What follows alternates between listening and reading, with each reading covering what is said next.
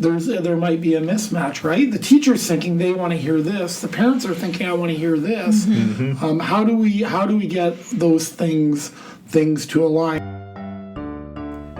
Welcome to Hallway Conversations. We're a trio of educators who have plenty of questions about teaching and learning and school culture, and we believe in the value of reflection and collaboration as we seek to keep growing as teachers. This podcast is our place for thinking out loud together about issues in education and why they might matter to Christian educators. Welcome to the conversation.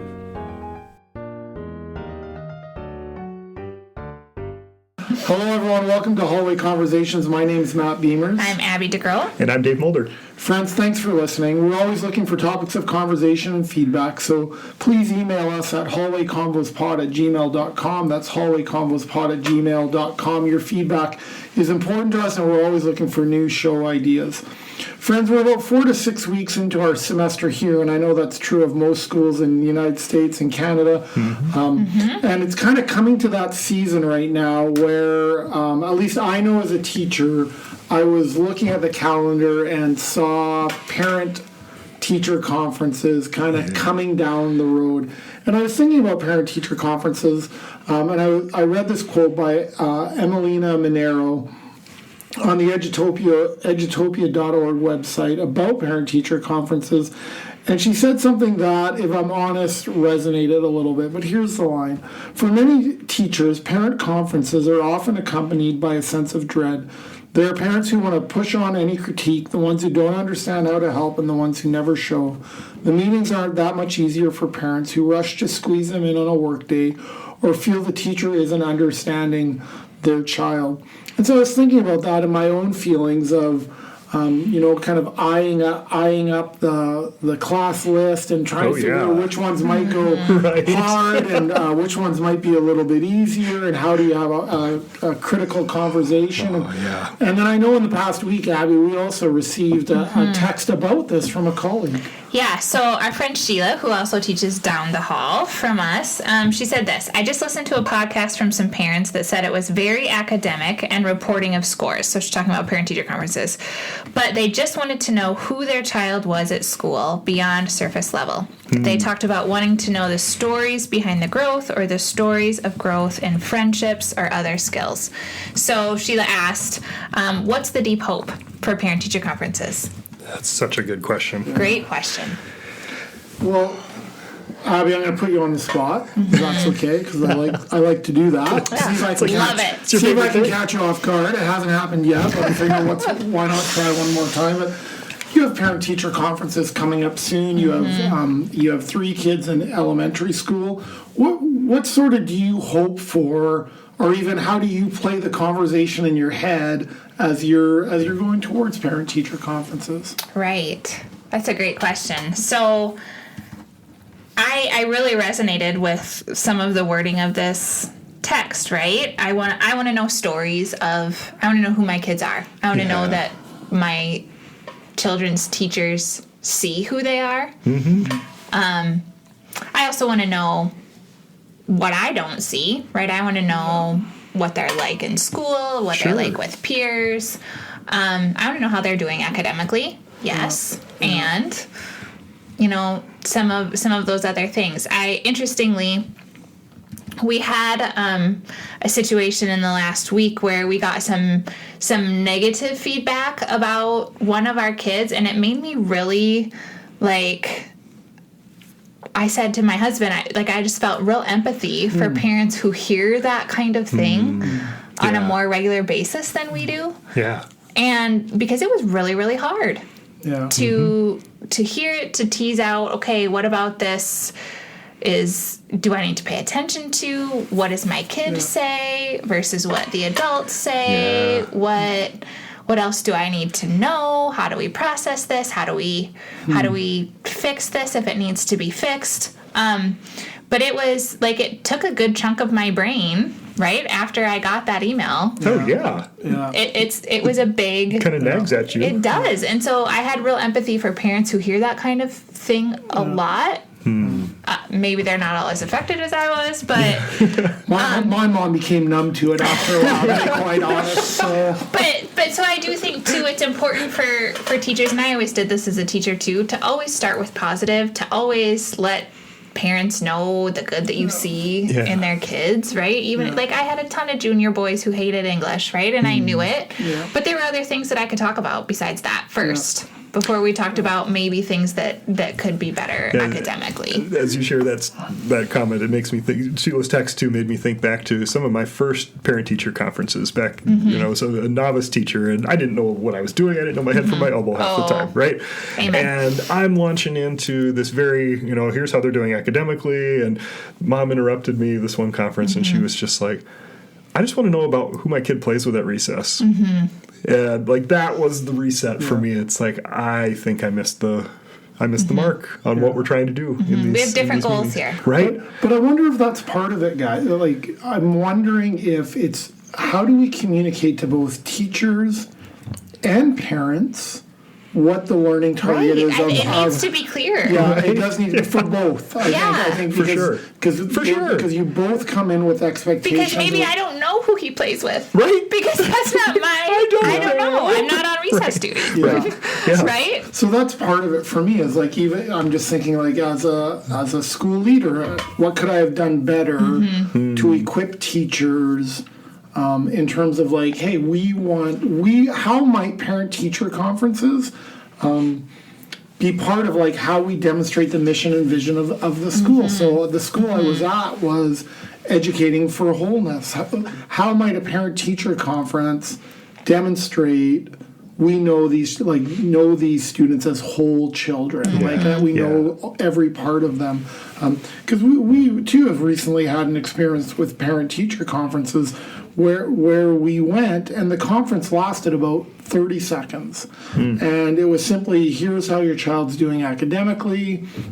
I tried to fish for more information, and at first I was frustrated because we were new here. I wanted to know how's my child doing? Not how's my child, but how is my child doing? Do you know my kid? Have you seen my kid? But when I drove away, I also thought, but maybe that expectation wasn't made clear to the teacher either, right? And so maybe I'm expecting something that is not expected of them, and then that's unfair. So it's a mismatch. Yeah. So part of it is so even in this text, right, is there might be a mismatch, right? The teacher's thinking they want to hear this. The parents are thinking I want to hear this.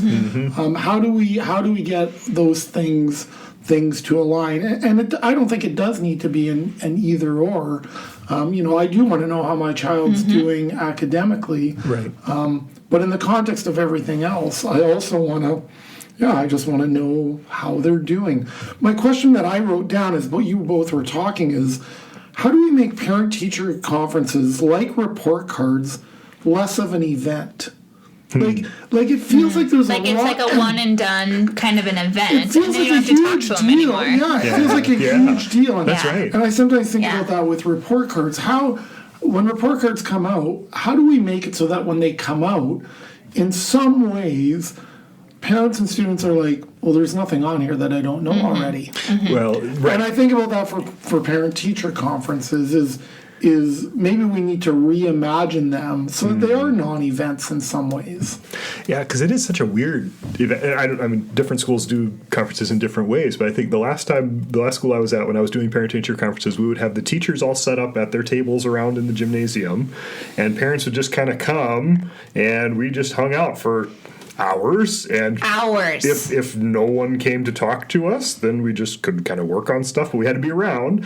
And some teachers have the whole lineup of parents just waiting to talk with them. And that's awkward because what's going on there? And I've been that teacher, and I've been the teacher with nobody there, right? So I think you're right on that, Matt. That sense of if this is going to be such an event, then we've got to have clarity on it. And maybe it's better to make it a non-event.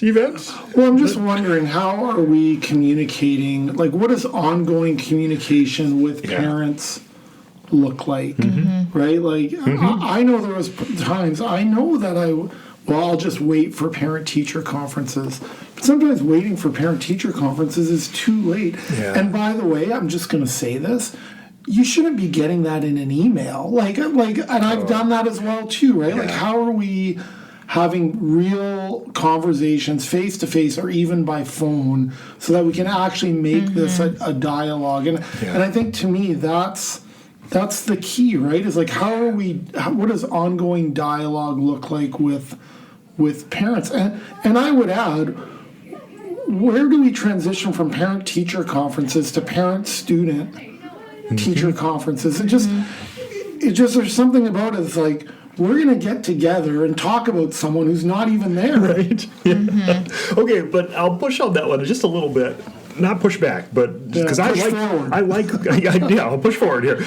I like student-led conferences, and the school that I taught at before I started teaching here at Dordt, we did student-led conferences in the spring. In the fall, we did a traditional parent-teacher conference, but in the spring, the students were involved.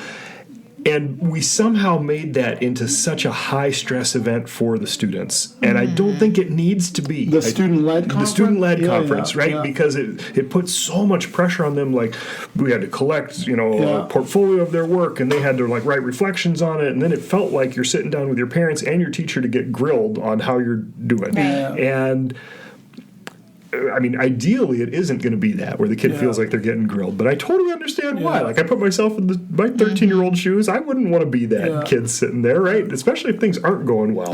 That's terrible. Even if they are going well, for some of those students who were doing really well in school, like, they were flying under the radar doing well in school. And it's like they're so seen in that moment. And there's something beautiful about that, but there's also something terrifying for some students. I guess I was thinking about, so we've done student-led conferences too, actually, and the teachers weren't part of them. It was it was just a student and their parent talking about their learning, and so that is gorgeous. So that was just wonderful. So you're setting context. Yeah. So the teacher would just walk around and make sure there was juice and cookies, but it was basically, and I've experienced that as a parent. It's beautiful because it's literally you and your child, and them going through portfolios and giving you a tour of the classroom, just everything.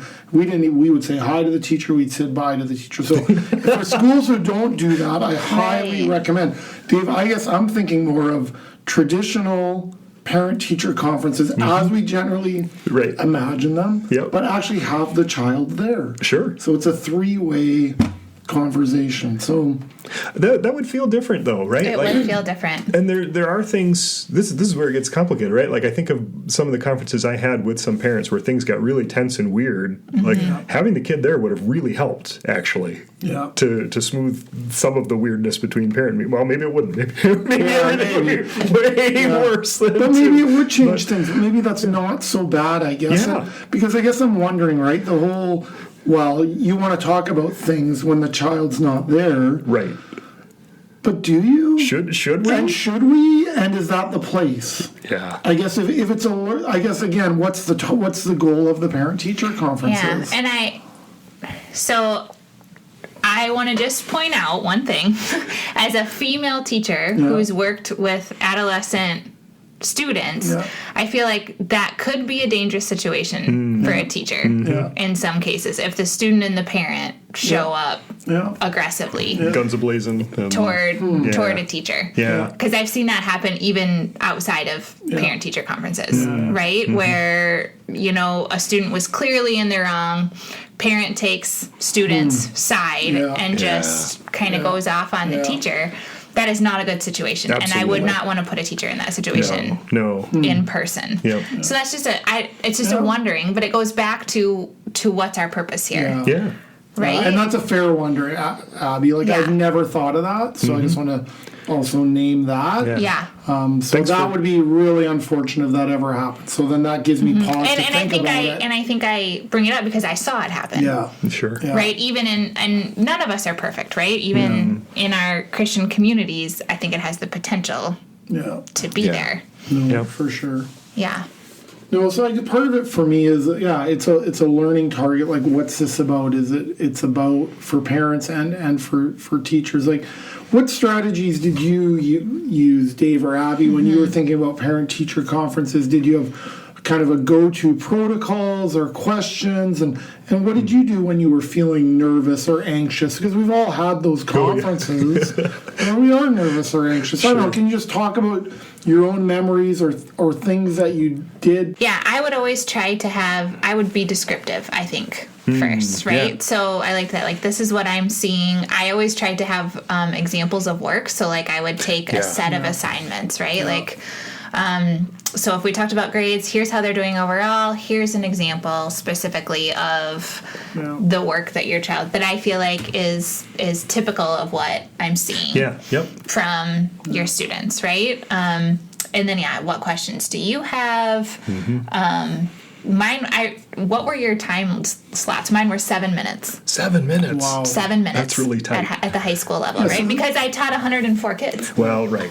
Yeah. Right? So, like, I think of that. I sat through conferences where I had maybe 1 7-minute break, right? In the 4 hours, That's which a is long just time. nuts. Yeah. I did it pregnant one time. I was like 8.5 months pregnant one time during student teacher conferences on a hard metal chair, right?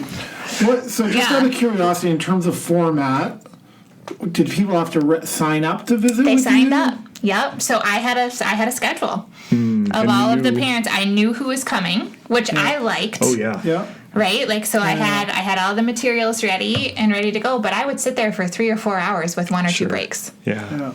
Oh, that's good. Knowing who's coming, because that was my fear. But I'm sitting at the gym just waiting, and then sometimes a parent would sit down across from me. I'm like, I have no idea who you are. Yeah. And so that was part of the protocol too. Like, so who is your child again? You know, and like that awkwardness It of can trying be to figure if it they out. have the assumption that you know who they are. Right. Like, there's just all kinds of baked in. Goes back to expectations. It does for sure. And deep hopes. Yeah, we went Thursday afternoons 3:30 to 8:30, and then we went Friday morning, and then Friday afternoon was sort of recovery. And I don't want to get into the details of it, but it is, again, it's the same thing as what's the deep hope for parents, what's the learning target for teachers, and then how do we actually create a structure that works for everybody. Like, I do think that, because 7 minutes also communicates something to teachers and parents. And there were bells.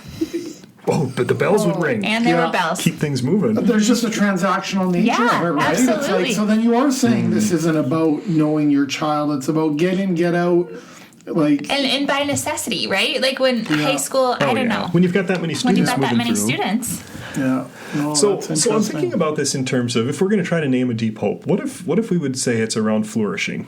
And I'm choosing that word deliberately, right? Flourishing is like something generative and flowering and bringing about life and health and all of that. But it would be about flourishing for the students, yes, because we should all be pulling the same direction.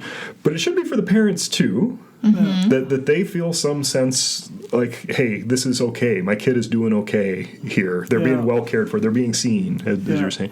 But it should also be flourishing for the teacher, because I didn't always feel like conferences were a flourishing opportunity for me. And probably that's because of my own experience. And like I say, feeling a little shell-shocked after that first time, that I always agonized about this a lot. And even though I might have a whole night where everything was really, really great for conferences, I still held that in light of my previous experiences, right? And so I didn't always feel like I was... And so what would that look like if we would say the deep hope for parent-teacher conferences is flourishing for all parties? Would that change any of the dynamics? What would that look like in practice?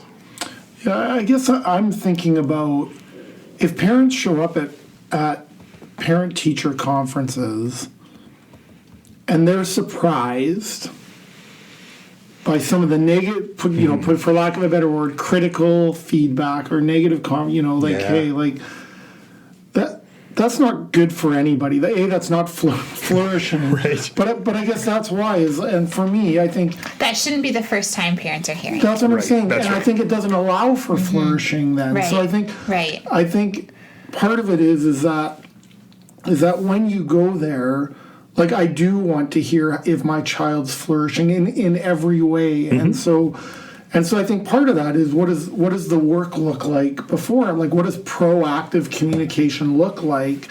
So that when you're meeting there's been dialogue already, which I think has more potential for flourishing then. Yeah, I because agree. we've been talking already. Right. And I don't just mean when there's concern.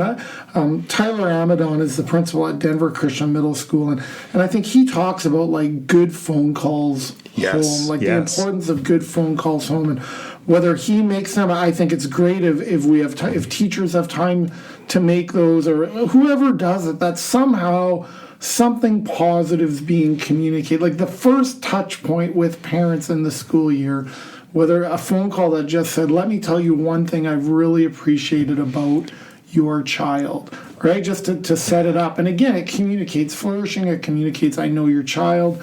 And then I think it allows, hey, as other patterns, whether good or not so good, it'll just allows you to you've already had that touch point. You have those, and then you have those harder conversations. I just think that some pre-work. There's got to be some pre-work because we've all had it, and I've done it as a teacher where you feel like you drop this huge piece of information and parents are genuinely shocked. Like it's like, I had no idea. Right? And if they don't, and I believe that they were genuinely shocked, that's sort of on me as a that was on me as a teacher. And part of it's because I don't love conflict, or maybe I just didn't, like, how's this going to go? Or I just sort of justified waiting to parent-teacher conferences. And I think that's where you have the potential for conflict to exist. Is like, this is the first place. It's like the parent who gets a report card and their child's got an F and they had no idea. It's like, if you would have told me 6 weeks ago. I think that's on parents too. If they have an issue with something, I think that deserves to be communicated ahead of time with teachers as well, instead of waiting until you sit down. But if no news is good news, and it generally is for parents, right, then I do think I hold some responsibility as a teacher to be reaching out to parents to share that concern. I think the other part of, so anyways, that's just my one part, Dave, thinking about part of flourishing is just ongoing communication. I'm just trying to think around what it's like for a parent. Like I'm trying to think about what it's like you said at the beginning, right? Like how you felt getting that email. And how does that relate to human flourishing? Like our parents feel really strongly about their kids. And they should feel really strongly about their kids, right? We're all biased about our kids. So I understand that it can be hard to receive critical feedback. But I also do think, like, how we do that, like email versus phone call versus in person, is really important. But I also think when we do that is really important. Like I said to students in my Ed 300 class, like, don't send emails with hard news home, because there's no context for them. Have the phone call, and like when you get a hard email, your reply should be, thanks for the email, when can we meet? Right? And that's what I mean about like parent-teacher conferences being a non-event. Like I think part of like there's this, like we have different ways to communicate with parents now, right? It used to be back in the day, like there was no email. There was, we rarely phoned home. It was like this was sort of the one time you got together with the teacher. Sure. And it sort of makes me wonder, are parent-teacher conferences necessary? That's a fair question to raise. If we're doing the hard work along all the way along, that it's not totally some kind of cop-out thing, or maybe that you don't get rid of them, but just that it changes the nature of them. Actually, I don't know. I have to think about it more. But let's welcome thinking more about things too. I don't know. Friends, we know that your time is valuable. We want to thank you for joining us today in the hallway. As you go into this week, we just want to send you with this blessing. May the Lord bless you and keep you. May the Lord make his face shine upon you and be gracious to you. May the Lord turn his face towards you and give you peace and give you peace and give you peace. Thanks for joining us, everyone. Have a good week. This podcast was literally dreamed up during one of our actual hallway conversations. Our music is by Ethan Mulder. Hallway Conversations is created and produced by Matt Beamers, Abby DeGroat, and Dave Mulder. Hey, we have a favor to ask of you. Would you be willing to rate this podcast or write a review in your podcast app? Or if you found this conversation interesting or helpful, would you consider sharing it on your social media? Those things really do help podcasters out, and we would be so, so grateful. Thanks for listening, friends.